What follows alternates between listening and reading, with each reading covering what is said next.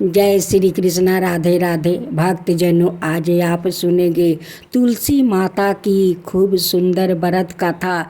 तुलसी माता एक छोटी बच्ची के रूप में एक अद्भुत और दिव्य कथा, एक करुणा चमत्कारी और सीख देने वाली पौराणिक कहानी। बहुत पहले समय की बात है, जब धरती पर पाप और अन्याय बढ़ते जा रहे थे, तब देवी तुलसी ने यह निश्चय किया कि वो एक विशेष उद्देश्य से पृथ्वी पर अवतरित होगी। लोगों को सच्चे प्रेम, करुणा और माँ की महिमा का ज्ञान कराने जाएगी।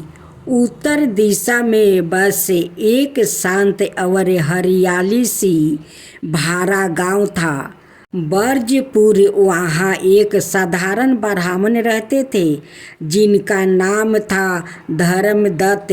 धर्मदत्त की पहली पत्नी स्वर्ग सिधार चुकी थी, पर उनकी एक छोटी बच्ची थी, कनक। कनक केवल 5 वर्ष की थी और उसके चेहरे पर गजब की चमक थी, मानो कोई दिव्य तेज उसमें छिपा हो। धर्मदत्त ने कुछ समय बाद दूसरी शादी की। उसकी नई पत्नी चंद्रकला बाहर से सुंदर थी, लेकिन भीतर से वो कठोर, ईर्ष्यालु और क्रूर थी।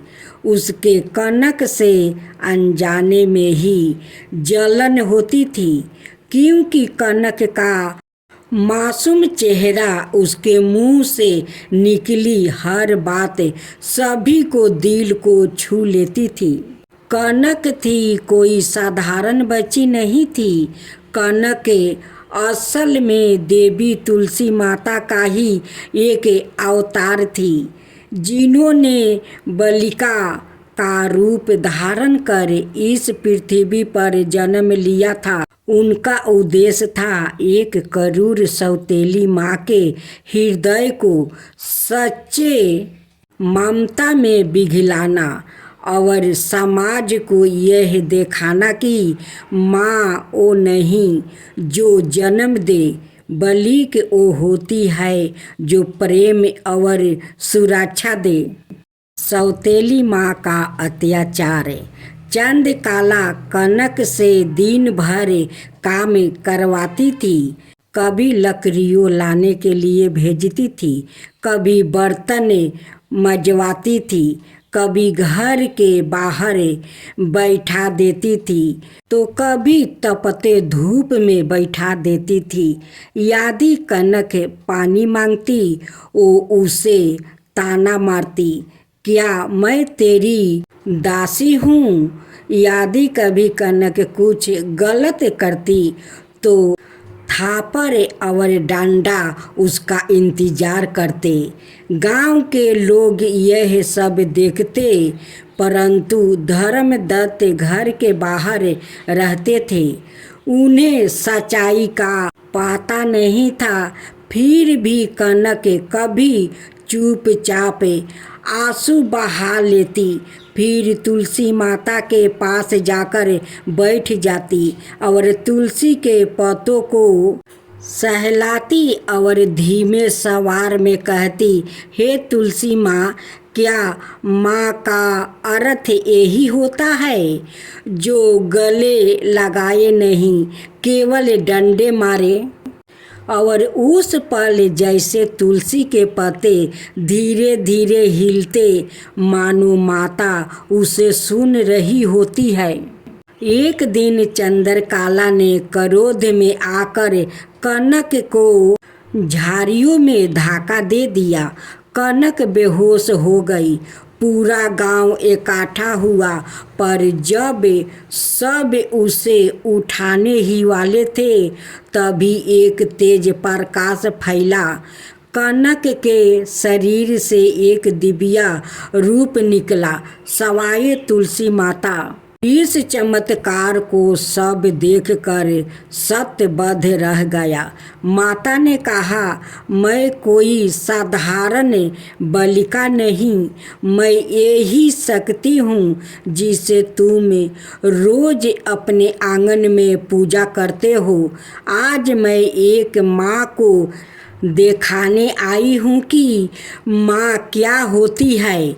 उन्होंने चंद्रकला की और देखा और कहा, माँ का हृदय दया करुणा होता है और ममता से भरा होता है। वो डंडा से नहीं मारती, वो सहारा देती है। तुमने जिसे डंडा मारा वो मैं थी, तुम्हारी परीक्षा लेने आई थी। आज तुम असफल रही है। तुलसी माता के वचन सुनकर चंद्रकला रो पड़ी। उसका कठोर हृदय पिघल गया।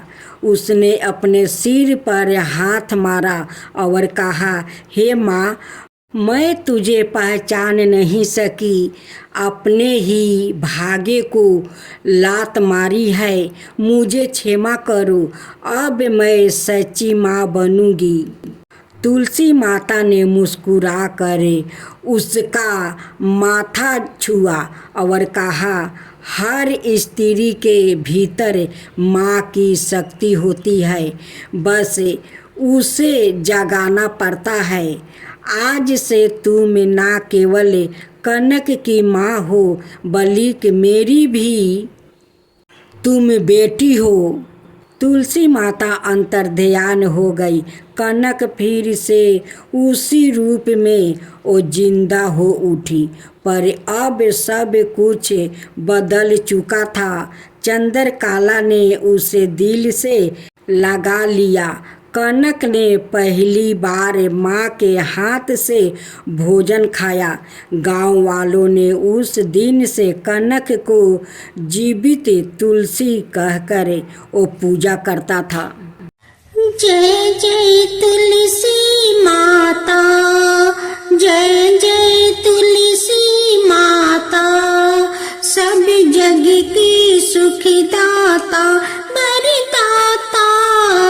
जय जय तुलसी माता, जय जय तुलसी माता।